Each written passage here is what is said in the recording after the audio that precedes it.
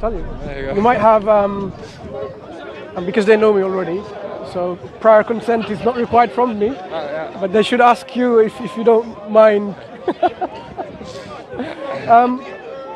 So I've lost my track of thought. I was saying. Discussion. So the discussion that happens, we tend to say to have education. Look. In this day and age, no, come on. One of the precautions that we need to start taking is because we should start, because people don't still have the amount of good hygiene. Yeah. Yet. Agree with you. Shaking hands should be of a lesser priority. In fact, if we can stop it, it's better. Because that's one of the ways the coronavirus can spread. You know? It lives on your surfaces for a while, right? 4 hours minimum, I think, to survive and others. So if you touch your hands if you're infected on the bus or any public places, Things, not to touch so, your face after that. Yeah, all these things, and then you touch your nose, your eyes, your nose your and your face. eyes and your mouth sometimes. was on the news and he said that he was like, he went on I think it was one of the morning breakfast shows, and he shook the presenter's hands, and they said, I don't know if we should do this. He was like, no, we should always shake somebody's hand. And I was like, no. There's a time and place where we shouldn't. That's exactly what we shouldn't. Because when there's an pandemic or epidemic of this scale globally, we need to know how to maintain it and not let it spread. Yeah. I mean, one of the best ways is to quarantine where it's happening. This is going to be a sort of a religious, information given to you. As Muslims, our Prophet Muhammad ﷺ said about if somebody hears about a ta'un, which is like a pandemic, like an epidemic pandemic. What's it called? In the Arabic word is a ta'un. So it's any mass communicable disease like a pandemic and epidemic. This is the broader scale of the meaning of it. If you're outside of that region, you should not enter it. If you're inside the region, you should not flee from it. You should remain inside. So this is the idea of quarantining to safeguard, to spread the disease from yourself to someone else. And one way of compensation from the mercy of our God is that not any believer who dies of a disease where it's a pandemic, he dies as the death of a martyr. So it's a great reward in terms of, so this is some kind of merciful compensation for people. Otherwise, people will say, what's in it for me? Why am I going to die? Something like this. So there's various things that, disease is there, but the cure is there as well. This is what the Prophet said of Islam. God created disease, and he also given cure except one. Okay? So that's the old age or death, basically. Yeah, apart from that, there's everything there. So as we were talking about the hygienic issue, we can't stop it just like that because it's the nature of the viruses, right? Airborne disease is going to spread. But how can we contain it? How can we minimize the spread? Is what we're talking about. So now, okay, if someone's got signs and symptoms, cough and cold, okay, you sneeze, you cough, whatever, catch it in a tissue and bin it straight away. Wash your hands afterwards. I don't think they advise that yet, but that's how it should be. You should wash your hands so you don't have anything on your hands remaining. Do you know, I find that interesting about so many religions, but I don't see why there isn't more, why there is so much dissent about different religions, is because there is a lot of common sense that came out in a lot of religions about common decency, about things like, that's basic, like 101, like stop pandemic spreading and everything, and yes, it's in a religious text, but it's sensible, right? And you'll find the same thing in a lot of religions where it's not necessarily inherently religious, it's just be nice to another person. Like, there's so many things that people could agree on in religions, and yet, well, I'm glad this is hopefully an area for because discussion. some people have this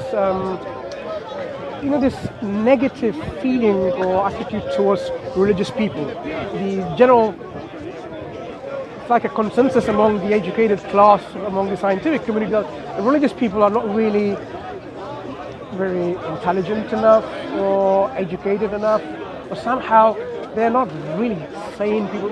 Because how can you, in the modern century of science and technology, believe in these old myths and so on?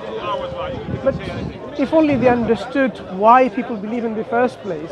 Is it firmly rooted in deep-held convictions based on solid foundations? Or is it just some kind of fairy tales? The belief, like we believe in the existence of a creator. I mean, when we discuss with atheists, we are able to demonstrate why this is the most rational position to take. To believe that there is something that is eternally existing for all this existence. Otherwise, you can't explain the mere existence of us being here. Because something that didn't always exist cannot give rise to something like now today. So religious belief system is rooted in sound philosophical notions and concepts, which I think the people who are not religious themselves should realize, look, we need to really understand where it's coming from. And the idea of plurality of religions is not something that, again, that should be misunderstood. We believe there has always been understanding of one creator, originator of this cosmos, and so one religion from this creator, meaning one way of life, how you should govern your life here, what is your purpose of life, where did you come from, where you're going, what's going to happen to you. It's always was the same. But people somehow, because of their whims and desires, they strayed away from this simple original path and they made into different religions, even after the evidence came from them. So we don't believe like plurality of religion is okay, but what we say is we should return back to the very original path to the creator. And I think that's a dangerous. I think it is dangerous when people disregard an entire religion and anybody that follows that and says you must all be dumb, stupid people that don't know what science is or something like that. I think that is dangerous. I think that's dangerous in when any one group of people judges another group of people and thinks they know why they think that or do that or anything like that. Generally speaking, this is absolutely true. In our revelation from God that we believe in, called Quran, Allah advises us, do not, bring down or call down on people, or what's it called? Look down on people. In fact, they may be better than you in various cases. Yeah? And it's just being nice to other people. We shouldn't do that. There is no difference between black or white, Arab or non-Arab. The only difference between us are the one who's more conscious of God and more pious and more righteous. Otherwise, there's no differences between human beings. So racism is eliminated with this message. Whether you believe some kind of ethnical superiority, doesn't work either, because you're all human beings, all children of Adam, coming from the same one parent. This is from Adam? Yes. Is that a shared belief amongst? Yeah. So Jewish people, the Christians and Muslims, they all believe that Adam was the first man, creator, brought into existence man, and from that man we all came. Okay, so we are all called Bani Adam, or children of Adam. So how can, if you think about it, how can someone be racist against you, your brothers and sisters in humanity? Yeah? Wait, is it the same Adam and Eve story? The concept is on the core similar, but of course there has been divergence of the stories because of the centuries of traditions and interpretations and so on and so forth. So what we say is God in His mercy, when He sends another revelation confirming the message before, He tells you what the real history was and what wasn't. It tells you, for example, that Christ, Jesus, was a prophet of God and not God or son of God. So the Quran reminds the Christians, don't exaggerate in religion and say God is 3 in 1 or 3, but God is one. That's what the Messiah Christ taught, that my God and your God is one God, and worship Him and worship Him only, none else you should worship apart from God. So yes, the Quran corrects the mistakes that has happened throughout history and confirms the truth that is within those previous scriptures too.